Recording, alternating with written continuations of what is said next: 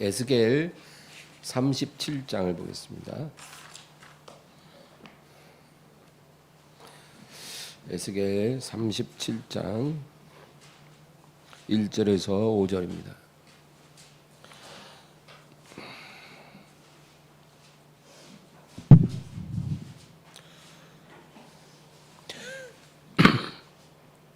다 같이 읽습니다.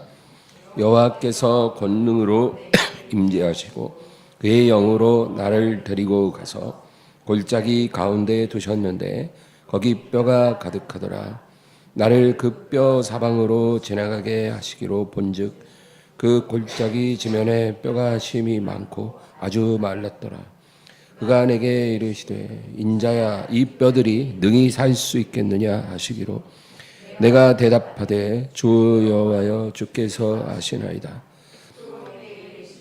너는 이 모든 뼈에게 대언하여 이르기를 너희 마른 뼈들아 여호와의 말씀을 들을지어다.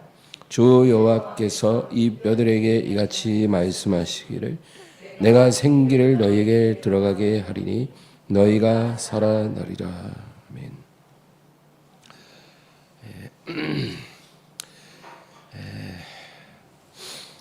성경은 우리가 하나님을 알 수 있는 가장 확실하고 분명한 계시입니다. 우리가 성경을 통해서 알 수 있는 그 하나님이 참 하나님이십니다. 성경이 아닌 다른 방식으로 우리가 하나님을 찾다 보면 오류에 빠질 수가 있어요. 근데 성경을 보니까 하나님은 우리의 아버지라고 하십니다. 또 우리는 그의 자녀다. 우리가 그렇게 믿는 게 아니라 하나님이 그렇게 선언하신 거예요. 그렇잖아요. 자식이 아무에게나 가서 당신이 내 아버지입니다. 그러면 그게 말이 안 되잖아요. 그러나 아비 될 사람이 어린아이를 입양해서 자기 아들로 삼을 수가 있겠죠. 하나님께서 우리를 당신의 자녀로 삼으셨다고 분명히 성경은 말씀합니다. 그러면 하나님이 우리의 아버지시기 때문에 자녀인 우리를 양육하는 하나님만의 방식이 있지 않겠습니까? 부자 관계니까. 근데 우리가 성경을 통해서 하나님이 이제 자녀 양육을 어떻게 하시는지를 알 수가 있는데요. 불행하게도 제일 처음에 지음받은 아들이 누굽니까? 아담이죠. 이 아담이 에덴 동산부터 소위 개판을 치기 시작한 거예요. 그러니까 제일 처음에 지음받은 아들이 개판을 쳤어요. 그리고 6,000년 동안 그것이 계속 이어져 오는 것입니다. 그러니까 하나님이 얼마나 속상하시겠어요. 그렇죠? 자식이 부모를 잘 알고 또 부모 마음을 기쁘게 하는 그런 자식이면 그거보다 더 큰 축복이 없죠. 근데 불행하게도 그런 자녀를 갖기는 정말 어려운 것 같아요. 제가 목회를 하면서 봐도 그렇습니다. 자식이 왼수라 그래요, 다들. 자식이 왼수. 물론 항상 그런 건 아니지만 부모들이 그렇게 힘들어합니다. 근데 첫사람 아담도 개판 쳤으니까 하나님도 얼마나 힘들겠어요. 근데 하나님께서 어떻게 자녀를 양육했는지 우리가 살펴보기를 원하는 것입니다. 어떤 사람들은 그래요. 신은 죽었다. 만약에 신이 죽지 않았으면 지금 자고 있을 것이다. 만약에 신이 자고 있지 않다면 그 신은 우리에게 별로 관심이 없는 그런 신이다. 이런 말들 많이 합니다. 그러니까 하나님께서 인류를 창조해 놓고 그냥 내버려 둔다는 거죠. 그냥 이 땅에 이렇게 풀어놓고 너희들 알아서 살아라.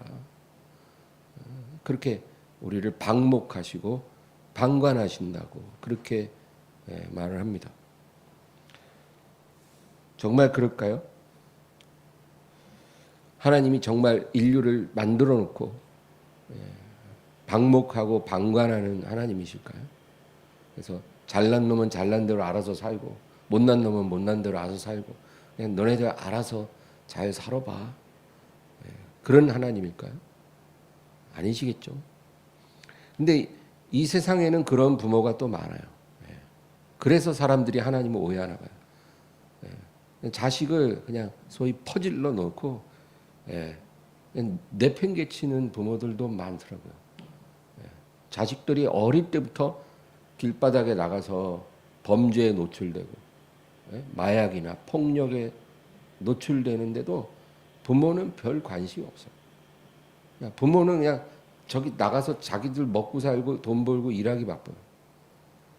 그렇게 자녀를 방치하는 부모들이 많기 때문에 하나님도 아마 그러시지 않을까. 이 세상 돌아가는 꼴을 보니까 하나님이 계신 것 같지가 않다는 거예요. 그렇게 생각을 합니다. 그래서 우리는 성경을 통해서 하나님이 자녀를 어떻게 돌보시는지를 한번 살펴보려고 해요. 첫째로 우리가 기억할 것은 하나님은 자녀에 대하여 오래 참고 기다리신다. 이거예요. 하나님이 자녀를 양육하는 첫 번째 원칙은 오래 참고 기다려 주십니다. 그러니까 방치하는 거 아니에요. 방치하는 거하고 인내하는 거는 다릅니다. 자식이 잘못했던 행동을 하는데 그냥 무관심하게 방치하는 거하고 다 알고 있지만 너무나 안타깝고 마음이 아프지만 인내해 주는 거하고는 다른 거죠. 우리 시편 50편 한번 찾아보겠습니다. 시편 50편 17절에서 21절. 50편 17절에서 21절. 다 같이 읽습니다. 내가 교훈을 미워하고 내 말을 내 뒤로 던지며 도둑을 본즉 그와 연합하고 간음하는 자들과 동료가 되며 내 입을 악에게 내어주고 내 혀로 거짓을 꾸미며 앉아서 내 형제를 공박하며 내 어머니의 아들을 비방하는도다. 내가 이 일을 행하여도 내가 잠잠하였더니 내가 나를 너와 같은 줄로 생각하였도다. 그러나 내가 너를 책망하여 내 죄를 내 눈앞에 낱낱이 드러내리라 하신도다. 지금 하나님께서는요, 죄에 대해서 아주 분명한 기준을 갖고 계십니다. 우리가 뭐 마음대로 살아도 그냥 관심 없이 놔두고 뭐 죄를 범해도 별로 신경 안 쓰고 그런 하나님이 아니라는 거예요. 하나님은 우리가 행동하는 것, 말하는 것, 우리 마음에 있는 생각까지 다 정확히 보고 계십니다. 그런데 하나님은 오래 참고 기다려 주시는 거죠. 우리가 깨닫고 회개하기를 기다리는 거예요. 근데 사람들은 하나님이 이렇게 오래 참는 거를 오해해가지고 그냥 하나님은 우리가 아무렇게나 살아도 별로 신경 안 쓰시나 보다. 그렇게 생각한다는 거예요. 네가 이 일을 행하여도 내가 잠잠하였더니 내가 나를 너와 같은 줄로 생각하였도다. 아주 착각하고 있다는 거죠. 하나님이 가만히 계시니까 하나님 수준하고 내 수준하고 똑같은 줄 아는 거예요. 그렇지 않다. 내가 때가 되면 너가 지은 모든 죄를 내 눈앞에 낱낱이 드러내리라. 하나님이 말씀하시는 거죠. 우리 전도서 8장 한번 보겠습니다. 전도서 8장 11, 12. 전도서 8장 11절 12절 다 같이요. 악한 일에 관한 징벌이 속히 실행되지 아니하므로 인생들이 악을 행하는 데에 마음이 담대하도다. 죄인은 100번이나 악을 행하고도 장수하거니와 또한 내가 아노니 하나님을 경외하며 그를 경외하는 자들은 잘 될 것이요. 여기서 뭐라 그래요? 악한 일에 징벌이 속히 실행되지 않으므로 인생들이 악을 행하는 데 담대하다는 거예요. 그러니까 어떤 죄를 범하면 바로 하나님이 징벌을 내리면 누가 죄를 쉽게 짓겠어요? 그렇지 않다는 거예요. 막 악하게 살아도 아무 일도 안 일어난다는 거예요. 그 다음날 죄를 많이 지은 날도 잠 편하게 잘 자고 소화도 잘 되고, 그리고 아침에 개운하게 일어나서 콧노래 부르면서 파란 하늘 보면서 하루를 시작해요. 오늘도 여전히 사업은 잘 되고 죄를 짓고 마음대로 살아도 아무 문제가 없어요. 그러니까 죄인들이 죄를 범하는데 담대하다는 거예요. 하나님이 그렇게 말씀하는 거예요. 죄인이 100번이나 악을 행하고도 장수하거니와 내가 하노니 하나님을 경외하며 그를 경외하는 자들이 잘 되리라. 그러니까 결국은 뭐예요? 하나님은 오래 기다리고 계시지만 그래도 하나님의 맷돌은 돌아가고 있는 거죠. 서서히. 여러분. 그래서 다 갈린다는 거예요. 행한 대로 하나님이 다 심판하십니다. 우리가 그래서 하나님을 두려워하며 살아야 되는 거죠. 여러분, 내가 믿음으로 순종하고 바르게 살았는데 결과가 너무나 실망스러울 수 있어요. 정말 내가 행한 대로 보상을 잘 못 받는 것 같아요. 억울한 것이 너무 많아요. 그래도 낙심하지 말라는 거예요. 하나님이 다 갚으심이 있다는 겁니다. 그리고 반대로 하나님 앞에 죄를 범하고 있었다면 아무 일 안 생긴다고 안심하지 말라는 거예요. 절대로 안심하면 안 돼요. 반드시 그것을 하나님이 드러내시고 갚아주신다. 그러나 왜 그런 징벌이 속히 실행이 되지 않냐면 회개하기를 기다리고 있는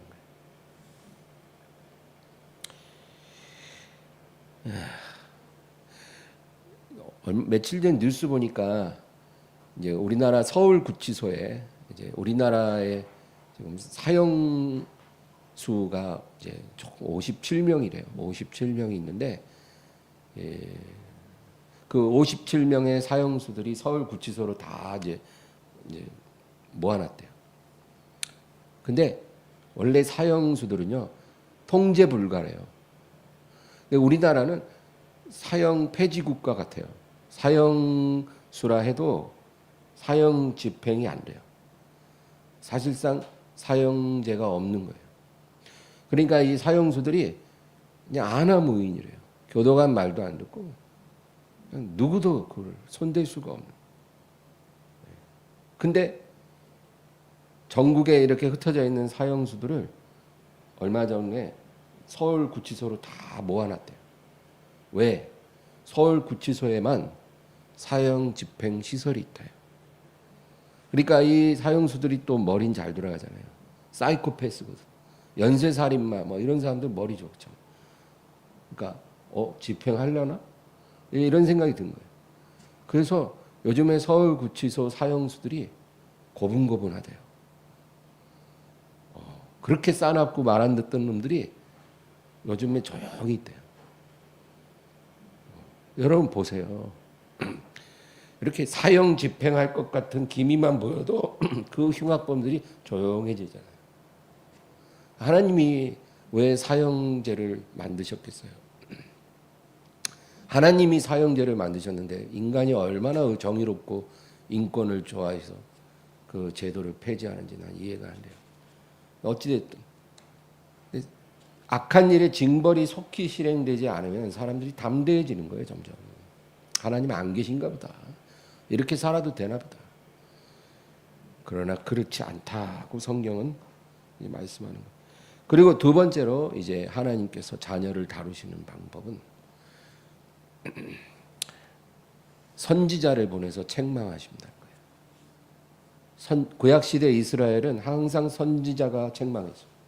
하나님의 음성을 선지자를 통해서만 들었어요. 그리고 오늘날에는 여러분 선지자가 뭐 없죠. 있을 수는 있지만 목사의 설교가 선지자적인 캐리그마 선포라 그래요. 그러나 오늘날에는 우리가 구약 시대랑 조금 다른 게 우리는 성경과 성령으로 하나님의 음성을 듣는 겁니다. 여러분 그거를 이해해야 돼요. 구약 시대는 선지자가 와서 책망해요. 다윗이 회개하지 않고 있을 때 나단 선지자가 와서 책망한 것처럼 항상 그랬어요. 수많은 선지자가 와서 선포했어요. 근데 오늘날에는 여러분 선지자 기다리지 마시고 성경과 성령이라는 방법으로 하나님이 우리 심령에 직접 녹화하고 있다는 거예요. 그 음성을 들을 수 있어야 돼요. 그러니까 구약 시대든 지금이든 말씀으로 자녀를 책망한다는 거예요. 하나님은 그 자녀들을 말씀으로 책망하십니다. 기다리시면서도 말씀을 자꾸 하시는 거예요. 너 그렇게 살면 안 돼. 그러니까 너무나 은혜죠. 좋게 말할 때 돌아와 이 얘기예요. 좋게 말할 때. 말로 할 때 빨리 회개하고 내게로 와. 하나님은 그래서 자꾸 말씀하시는 거예요. 근데 제가 목회를 하면서 보니까 이 성도 10명 중에 말씀을 듣고 돌이키는 사람은 몇 명 없어요. 10명 중에 2명 정도. 말씀을 듣고 깨닫고 돌이키는 사람은 많지 않아요. 나머지 8명은요. 말씀을 들어도 저건 내 얘기 아니야. 이렇게 생각해. 자기 얘기하는데 이건 내 얘기 아니라는 거. 그러니까 말씀을 들어도 소용이 없는 거죠. 나랑 상관이 없는 말이야. 그리고 그 중에 또 몇 명은 분노예요. 분노. 저게 나보고 하는 소리구나. 근데 깨닫고 회개하는 게 아니라 오늘 목사님이 나를 표적 삼아 설교를 준비해 왔구나. 두고 보자. 내가 이 교회 다시는 안 나와. 어디로 또 옮길까? 이제 이런 식으로 분노하는 그런 사람들도 있어요. 그러면 아무 일도 안 일어나겠죠. 근데 하나님께서 예나 지금이나 말씀으로 우리에게 책망하실 때 우리가 바로 듣고 돌이키는 게 중요하다. 그겁니다. 그 다음에 이제 말로도 안 들으면 이제 하나님께서 자녀들을 어떻게 다루실까요? 흉년과 질병과 사람 막대기 이 세 가지로 우리를 양육하십니다. 이걸 하나님의 징계라 그러는 거예요. 첫째는 흉년, 그 다음에 질병, 사람 막대기 이 세 가지. 여러분 흉년이 뭐예요? 흉년이라는 거는 생계의 어려움이 다가오는 걸 말해요.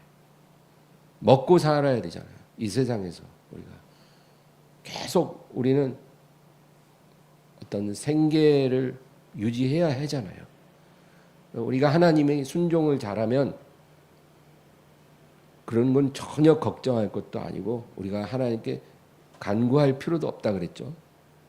그러나 문제는 우리가 하나님께 순종하지 않을 때 하나님께서 이 생계의 어려움을 주신다는 거예요. 그래서 사업이 어려움이 오고 또 직장에서 실직을 하거나 여러 가지 우환이 다가옵니다. 이거 왜 그럴까요? 하나님이 이런 흉년을 통해서 내게로 다가와라 이 말이에요. 너는 지금 너무 멀리 갔어. 내게 가까이 오라. 이런 하나님의 나팔소리예요.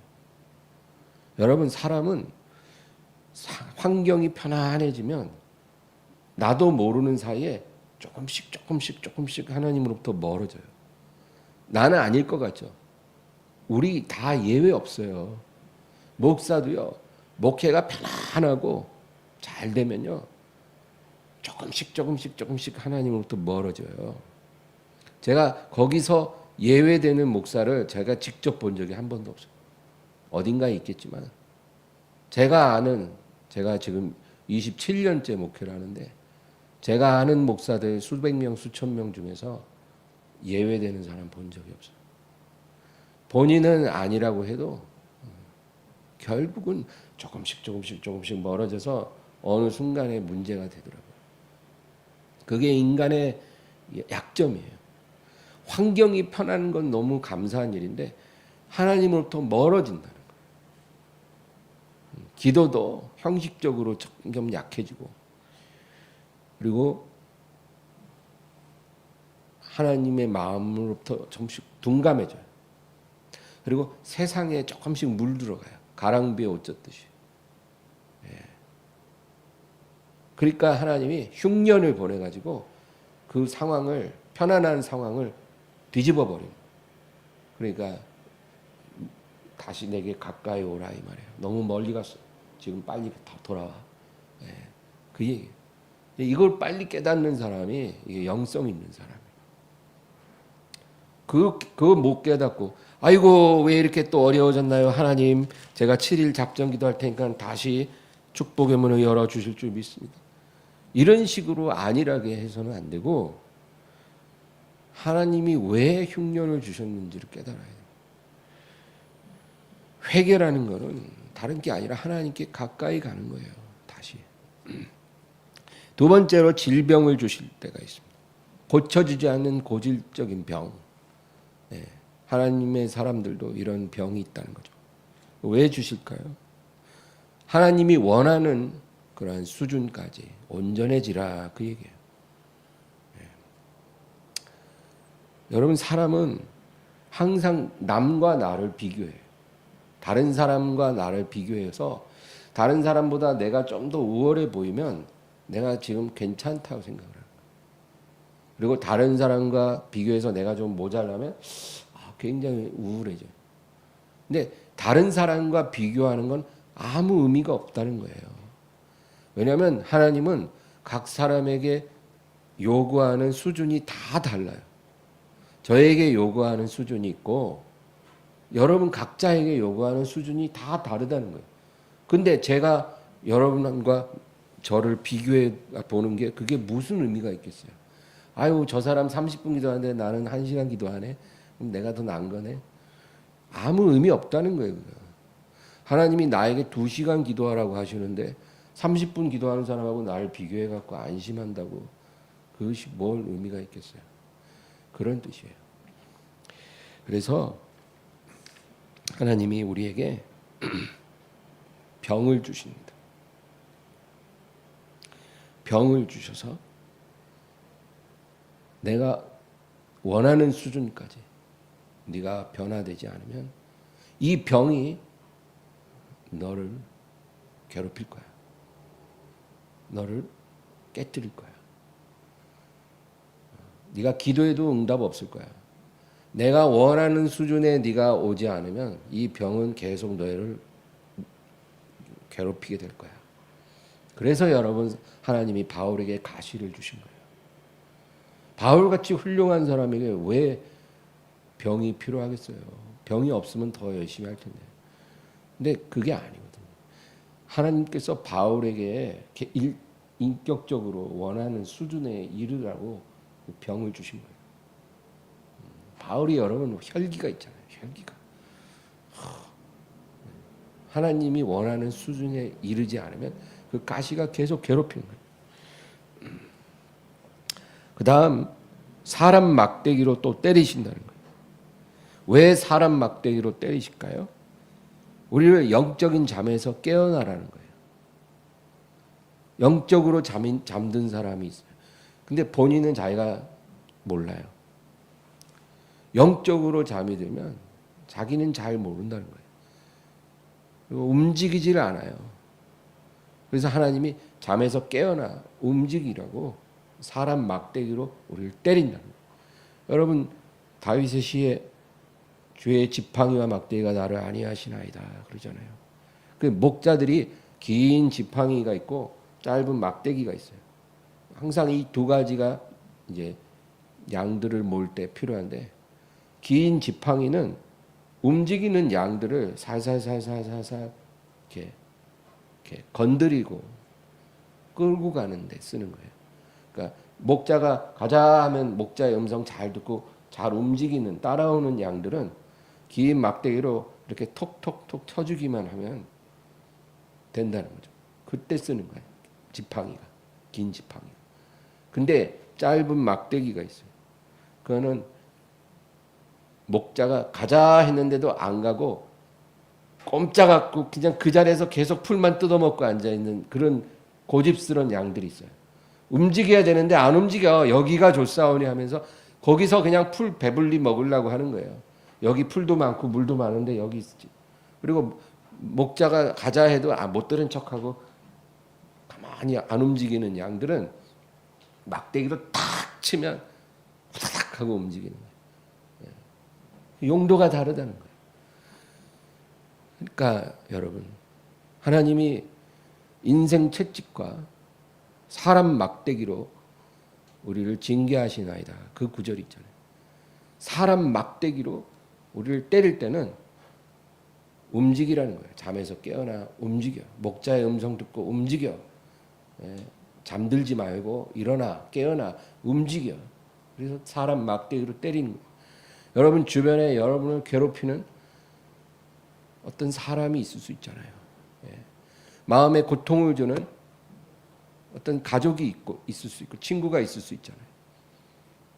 왜 그 사람을 내게 보내서 이렇게 내가 힘들어할까? 그 목적이 있다는 겁니다. 한나를 보세요.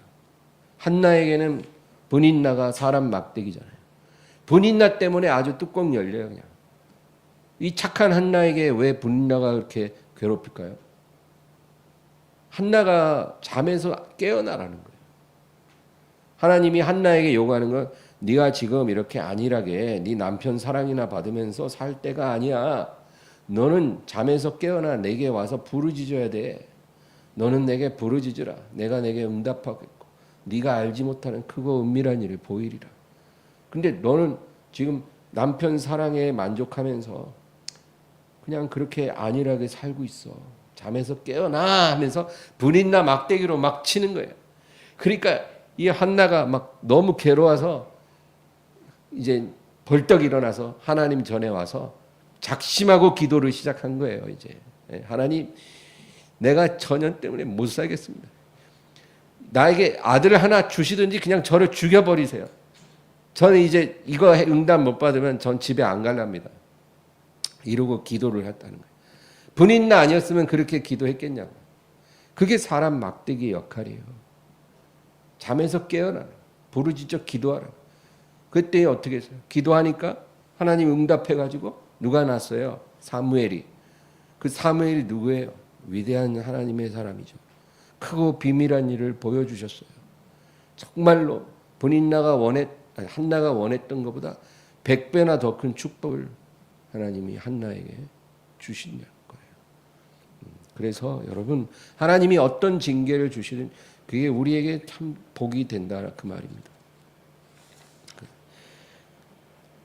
그래서 이렇게 흉년과 질병과 사람 막대기는 하나님의 나팔소리다. 그래서 우리가 이런 걸 통해서 하나님께 가까이 가야 돼요. 왜? 나도 모르게 안일한 삶에서 하나님과 멀어졌다는 거죠. 또 하나님이 원하는 만큼 온전해지고 성장해야 한다는 거예요. 왜? 하나님이 각 사람에게 요구하는 기대치가 다르기 때문에 내게 요구하는 그 기대치에 이를 때까지 하나님은 육체의 가시로 우리를 괴롭히실 수 있다. 그 다음에 사람 막대기를 통해서 우리를 영적인 잠에서 깨어나 기도하게 만드신다. 그겁니다. 이게 하나님이 우리를 양육하는 방법이에요. 근데 이런 모든 방법을 다 썼는데도 아무 소용이 없을 수 있죠. 아무리 징계를 해도 변화되지 않는 거예요. 하나님께 돌아오지 않는 거예요. 그러면 이제 마지막 방법이 있어요. 바로 전쟁입니다. 전쟁이 일어나게 하는, 이게 하나님의 최후의 극약 처방이에요. 그 전쟁이 뭡니까? 전쟁이 한번 일어나면 여러분 가자지구 지금 보면 생지옥이잖아요. 전쟁이 우리를 그렇게 만들죠. 이스라엘이 전쟁이 일어났을 때 성전과 가옥이 다 불탔어요. 그리고 다 포로로 끌려갔어요. 이거는 징계가 아니라 심판이에요. 그냥 하나님이 판을 그냥 다 뒤집어 엎어버리는 거예요. 그냥 아예 그라운드 제로에서 다시 시작하겠다는 거예요. 이게 극약 처방. 하나님이 이렇게 해서라도 우리를 부르신다는 겁니다. 그래서 사업이 아주 그냥 폭삭 망하게 해버려요. 예. 작년까지 벤츠 타고 다니던 사장님이 지금 이제 저기 택배 기사하러 다녀요. 왜? 돈이 이제 한 푼도 없어요. 완전히 망했어. 빚만 수십억. 뭐라도 먹고 살아야 되니까 대리기사 뛰고 택배기사 하고 그러고 살아야 돼. 이렇게까지도 하신다는 거예요. 하나님이. 최후의 극약 처방으로. 안 돌아오니까. 또 아예 죽을 병에 걸리게. 간암 4기, 3기, 위암 3기, 췌장암 말기 이렇게 만들어요. 또 자녀들이 죽는다든지 가정이 풍지박산 난다든지 이게 전쟁입니다. 이런 전쟁을 허락하실 때는 이제 회복되기까지는 오랜 시간이 걸리게 되는 거예요. 그러니까 이렇게까지 되지 않아야 된다는 거죠. 여러분 에스겔 24장으로 한번 가보겠습니다.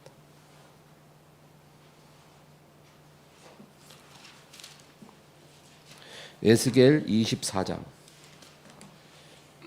9절에서 13절 9절에서 13절 다 같이 읽겠습니다. 그러므로 주 여호와께서 이같이 말씀하셨느니라. 화 있을진저 피를 흘린 성읍이여 내가 또 나무 무더기를 크게 하리라. 나무를 많이 쌓고 불을 피워 그 고기를 삶아 녹이고 국물을 졸이고 그 뼈를 태우고 가마가 빈 후에는 숯불위에 놓아 뜨겁게 하며 그 가마에 놋을 달궈서 그 속에 더러운 것을 녹게 하며 녹이 소멸되게 하라. 이 성읍이 수고함으로 스스로 피곤하나 많은 녹이 그 속에서 벗겨지지 아니하며 불에서도 없어지지 아니하는도다. 너의 더러운 것들 중에 음란이 그 하나이니라. 내가 너를 깨끗하게 하나 내가 깨끗하여지지 아니하니 내가 내게 향한 분노를 풀기 전에는 내 더러움이 다시 깨끗하여지지 아니하리라. 아멘. 이게 무슨 말이냐? 이제 하나님께서 이제 에스겔 선지자를 통해서 이제 환상으로 계시를 주시는 거죠. 근데 뭐라 그러시냐면 이제 내가 녹슨 가마 하나를 가져다가 거기다 물을 붓고 양 한 마리를 잡아 각을 떠서 거기다 넣고 이제 나무를 쌓아 넣어서 불로 뗀다는 거예요. 계속 녹슨 가마솥에 양 한 마리를 넣고 삶아서 이제 불로 떼는데 이제 계속 불을 떼니까 어떻게 돼요? 국물은 다 쫄아 없어지고 그 안에 있던 내용물도 다 녹아버린 거예요. 계속 떼니까. 그리고 이제 그 녹 있잖아요. 녹. 그 더러운 녹도 이제 깨끗하게 만들려고 불을 계속 달구는 거예요. 근데 하나님 뭐라 하냐면 그 녹이 안 없어진다. 그 녹이 없어지게 하려고 그렇게 나무를 쌓아놓고 불로 떼는데도 녹이 없어지지 않는다는 거예요. 근데 그 녹이 뭐냐? 음란이라는 거예요. 음란. 이 음란의 녹이 얼마나 강한지 내가 그렇게 시련의 불로 고난의 불로 그렇게 오래 뗐는데도 이 음란의 녹이 없어지지 않는다는 거예요. 깨끗해지지 않는다는 거예요. 그게 이스라엘의 이제 영적 상태예요. 근데 여기서 얘기하는 음란이라는 것은 포괄적인 의미가 있어요. 여러분 성경에서 음란, 간음 이런 거는요. 어떤 성적인 그런 죄를 말하지만 영적으로 해석을 하면 하나님보다 뭔가 다른 거를 더 사랑하는 거. 그게 음란이에요. 하나님보다 뭔가를 더 사랑하면 우리가 음란 죄를 짓는다는 거예요. 하나님 표현이 그거예요. 너희가 음란하다. 그러니까 하나님보다 자식을 더 사랑해도 그게 음란이에요. 하나님보다 일을 더 사랑해요. 그것도 음란이에요. 하나님이 이런 음란죄를 되게 미워하거든요. 그래서 이 세상에서 나보다 더 사랑하는 게 너희 가운데 없어야 한다는 거예요. 그래서 이 음란죄를 내가 제거하려고 그 오랜 세월 고난의 숯불을 뗐는데 그 녹이 안 없어진다는 거예요. 그래서 어떻게 해요? 이제 전쟁이라는 최후의 처방을 이제 하나님이 펼치는 거예요. 그건 뭐냐면 그 녹슨 녹가마를 아예 깨뜨려서 용광로에 집어넣어서 아예 통으로 다 녹여버려 갖고 그냥 다시 그 작업을 해서 가마솥을 만드는 거예요. 처음에 그냥 불 떼서 녹만 닦아내고 싶었는데 그런 방법이 안 통하니까 아예 그냥 다시 녹여버리겠다. 이게 하나님의 자녀 양육법이에요.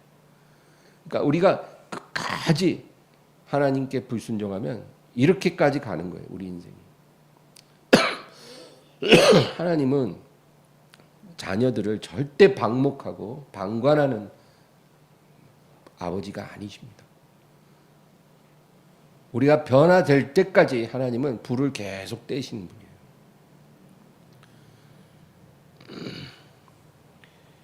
그리고 이제 하나님이 이제 에스겔의 아내를 데려가겠다고 말씀하셔. 15장의 15절에서 21절, 15절부터 21절입니다. 시작. 여호와의 말씀이 또 내게 임하여 이르시되 인자야 내가 내 눈에 기뻐하는 것을 한 번 쳐서 빼앗으리니 울거나 눈물을 흘리거나 하지 말며 죽은 자들을 위하여 슬퍼하지 말고 조용히 탄식하며 수건으로 머리를 동이고 발에 신을 신고 입술을 가리지 말고 사람이 조상집에서 먹는 음식물을 먹지 말라 하신지라. 내가 아침에 백성에게 말하였더니 저녁에 내 아내가 죽었으므로 아침에 내가 받은 명령대로 행하매 백성이 내게 이르되 내가 행하는 이 일이 우리와 무슨 상관이 있는지 너는 우리에게 말하지 아니하겠느냐 하므로 내가 그들에게 대답하기를 여호와의 말씀이 내게 임하여 이르시되 너는 이스라엘 족속에게 이르기를 주 여호와의 말씀에 내 성소는 너희 세력의 영광이요 너희 눈의 기쁨이요 너희 마음의 아낌이 되거니와 내가 더럽힐 것이며 너희의 버려둔 자녀를 칼에 엎드러지게 할지라. 하나님이 에스겔의 아내를 그냥 데려가셨어요. 그건 뭐냐면 너희에게도 이런 일이 일어난다는 거예요. 가장 소중한 것을 내가 데려가리라. 이게 전쟁이에요, 여러분. 그냥 흉년으로, 질병으로, 사람 막대기로 안 되니까 최후의 수단으로 너희가 가장 사랑하고 소중히 여기는 사람을 내가 죽이리라. 데려가리라. 이렇게까지 하신 거예요. 그래서 그 일이 일어날 것을 선지자의 아내를 데려가심으로 표적으로 보여주는 거예요. 너희에게 이런 일이 일어날 것이다. 근데 여기 21절에 보면 21절 끝에 너희의 버려둔 자녀를 칼에 엎드러지게 할지라. 그런 말씀이 있어요. 버려둔 자녀를 칼에 엎드러지게 하리라. 왜 부모가 자녀를 버려둘까요? 하나님은 이렇게 하지 않죠. 왜 우리들은 자녀를 버려둘까요? 부모가 음란하게 살기 때문에 자녀가 음란하게 사는 것을 방치하는 거예요. 간단해요. 오늘날 많은 부모들이 자녀들을 방치합니다. 영적으로 그렇다는 거예요. 의식주 해결해주고 교육시켜주는 거는 되게 열심히 해요. 근데 그 자녀들의 인격에 대해서, 자녀들의 신앙에 대해서는 그렇게 크게 서치를 안 해요. 자녀들이 그냥 하나님과 그냥 대면대면하고 살아도 아유 뭐 언젠간 잘 되겠지 이러고, 근데 뭐 학원 안 갔다 그럼 반 죽여놔요. 오늘날 부모가 그래요. 왜 그럴까? 왜 부모들이 자녀들을 영적으로 인격적으로 방치할까요? 자기들이 음란하니까. 하나님보다 사랑하는 게 많은 거예요. 부모도.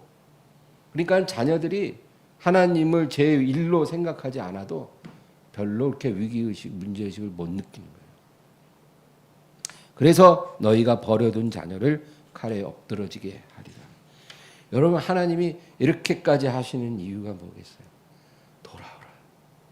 내가 어떻게 해야 너희가 깨닫고 내게 오겠니? 그 얘기예요. 그리고 이제 소중한 자녀를 잃어버릴 때 정신이 번쩍 난다. 이제 그 얘기죠. 이제 37장으로 갑시다. 에스겔 37장. 왜 24장에서 37장을 띄냐면요. 그 중간에 있는 내용들은 그 이방 주변 민족들을 하나님이 심판하실 내용이 다 있어요. 그런 것들은 이제 중요한 것은 크게 중요한 게 아니에요. 이방 민족들도 내가 어떻게 심판한다 그 얘기고, 그리고 24절 내용이 27절과 37장과 굉장히 밀접한 관계에 있다는 거죠. 37장 3절을 우리 읽어보겠습니다. 그가 내게 이르시되 인자야 이 뼈들이 능히 살겠느냐 하시기로 내가 대답하되 주 여호와여 주께서 아시나이다. 예, 지금 환상 가운데 하나님이 에스겔을 골짜기로 데려가셨어요. 골짜기에 하얀 뼈들이 가득해요. 그게 그 뼈들이 아주 말랐다는 거예요. 심히 말랐어요. 그러니까 그건 뭐냐면 오래된 뼈들이. 이렇게 마른 뼈들은 뭐 진짜 아무 가치가 없는 거죠. 이 뼈들이 어디서 왔겠어요? 하나님의 전쟁으로 심판해서 죽임당한 이스라엘의 자녀들이에요. 내가 너희의 사랑하는 자녀, 너희가 버려둔 자녀를 칼로 죽이리라 했잖아요. 그래서 죽임당한 자녀들의 뼈예요, 이게. 그래서 오래된 거예요. 근데 하나님이 뭐라 그래요? 이게 뼈들이 능히 살 수 있겠느냐? 주 여호와여 주께서 하시나이다. 그렇죠? 여러분, 마른 뼈가 어떻게 살아요? 그걸 할 수 있는 건 하나님밖에 없죠. 죽은 영혼을 살리는 건 하나님만 하실 수 있는 일이죠. 그러니까 하나님이 뭐라 그래요? 4절 5절 읽겠습니다. 또 내게 이르시되 너는 이 모든 뼈에게 대언하여 이르기를 너희 마른 뼈들아 여호와의 말씀을 들을지어다. 주 여호와께서 이 뼈들에게 이같이 말씀하시기를 내가 생기를 너희에게 들어가게 하리니 너희가 살아나리라. 여기 보면 너무 중요해요. 너희 마른 뼈들아 여호와의 말씀을 들을지어다. 그러니까 이 마른 뼈들이요 하나님의 말씀을 들을 때 다시 살아난다는 거예요. 그러니까 죽은 자식들, 영적으로 죽어버린 자식들, 인격적으로 죽어버린 자녀들이 다시 살 수 있어요. 오직 하나님만 그렇게 하실 수 있다는 거예요. 근데 어떻게 하시냐면 하나님의 말씀이 들어갈 때 죽은 자녀들, 마른 뼈들이 다시 살아난다는 거예요. 근데 어떤 말씀이냐면 하나님의 생기가 너희에게 들어가 살게 되리라. 이 말씀을 듣게 될 때 살게 된다는 거예요. 그러니까 이게 뭐예요? 하나님의 생기, 하나님의 생명의 숨이라고 그러죠. 루아흐라고. 생명의 숨이 너희에게 들어가면 너희는 살아나리라. 이 말씀을 너희가 듣게 되면 살게 된다. 그러니까 여러분, 하나님의 생기는 바로 예수님이에요. 우리가 예수님을 우리에게 받아들일 때 우리가 살고 우리가 일어서고 우리가 회복되는 거예요. 그러니까 이 말씀이 너희 자녀들에게 들려질 때 그들이 그것을 하나님의 음성으로 듣게 될 때 그 자녀들은 살아나게 되리라. 그런 거예요.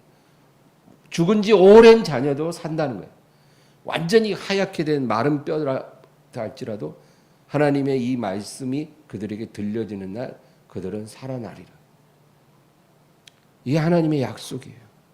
그러니까 하나님이 너희 자녀를 칼로 죽였다고 해서 너무 낙심하지 말라는 거예요.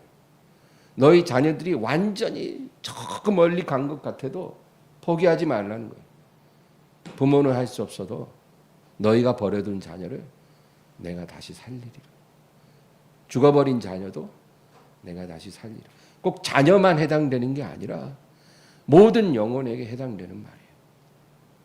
하나님은 극약 처방을 하시지만 마른 뼈도 말씀하여 살아나게 하신다 하는 것입니다.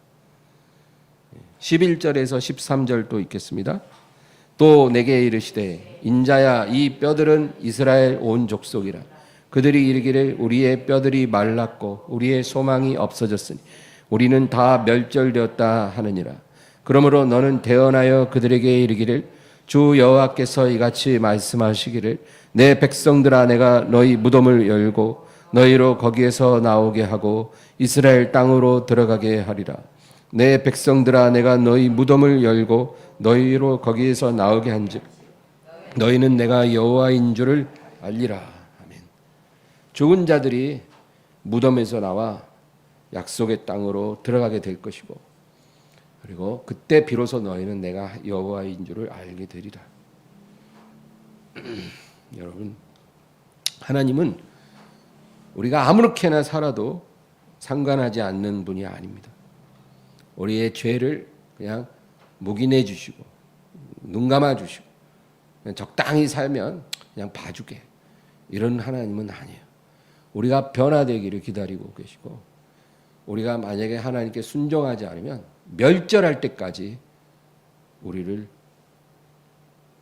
깨뜨리시고 심판하시는 하나님이십니다. 그러면 완전히 깨뜨려지고 심판받은 자녀들이 다시 살 수 있을까요? 하나님의 말씀을 듣게 될 때 다시 살아나게 될 것이다. 그렇게 말씀합니다. 이게 부활이에요. 죽은 자를 다시 살린다는 거예요. 이 부활의 프로젝트가 마지막 남아있어요. 여러분, 죽은 것 같은 자녀로 낙심하지 마시기를 바랍니다. 요한복음 5장 한 절 찾고 말씀을 마치겠습니다. 요한복음 5장 24절 25절입니다. 5장 24절 25절 다 같이 읽습니다. 내가 진실로 진실로 너희에게 이르노니 내 말을 듣고 또 나 보내신 이를 믿는 자는 영생을 얻었고 심판에 이르지 아니하나니 사망에서 생명으로 옮겼느니라. 진실로 진실로 너희에게 이르노니 죽은 자들이 하나님의 아들의 음성을 들을 때가 오나니 곧 이때라. 듣는 자는 살아나리라. 아멘. 이 에스겔 37장의 말씀을 예수님이 다시 해석해 주시는 거예요. 죽은 자들이 하나님의 아들의 음성을 들을 때가 오나니 곧 이때라. 듣는 자는 살아나리라. 골짜기의 마른 뼈들도 하나님 아들의 음성을 들으면 살아납니다. 못 살아날 영혼 없어요. 여러분 포기하지 마세요. 내 힘으로는 죽었다 깨어나도 할 수 없는 일이지만 하나님의 아들의 음성이 들리면 살아난다는 거예요. 어떤 영혼도. 그러니까 우리가 자녀를 위해서 기도할 때, 또 우리 믿지 않는 부모, 형제, 누군가를 위해 기도할 때 그렇게 기도해야 돼요. 하나님, 저 영혼에게 하나님 아들의 음성이 들려지게 하옵소서. 듣는 자는 살아나리라. 예수님 말씀을 믿습니다. 하나님의 아들의 음성이 듣게 하옵소서. 우리 아들이 아직 주님을 모르는데, 인격적으로 못 만났는데, 우리 딸이 주님을 모르는데 하나님 아들의 음성을 듣고 살아나게 하옵소서. 여러분 그렇게 기도하면 하나님께서 반드시 응답해 주실 줄로 믿습니다. 기도하겠습니다. 하나님 아버지, 오늘도 주님을 찬양하며 의지합니다. 주님, 하나님께서는 우리의 향한 그 계획이 너무나 크고 또 분명해서 우리가 하나님의 손안에서 벗어날 수 없습니다. 우리가 하나님의 택함을 받았고 하나님의 자녀가 되었고 하나님을 아바 아버지라고 부르게 되므로 우리는 하나님의 분명한 양육 방식 속에 들어와 있는 것입니다. 그러므로 우리가 변화되어 온전해질 때까지 하나님은 말씀으로 책망하시고 또 흉년과 질병과 사람 막대기로 징계하시고 그리고 전쟁의 심판으로 우리를 진멸하시기까지 우리를 주님께서 다루실 때 우리가 하나님 앞에 나아갈 수 있게 하여 주시옵소서. 우리가 이미 죽은 지 오래된 마른 뼈와 같을지라도 우리 하나님께서 말씀하시면 우리 주님의 음성이 우리에게 임할 때 우리는 살아나게 될 줄로 믿습니다. 이러한 역사가 우리와 우리 자녀들과 우리 가정에 우리의 삶에 임하게 하여 주시옵소서. 예수님의 이름으로 기도합니다.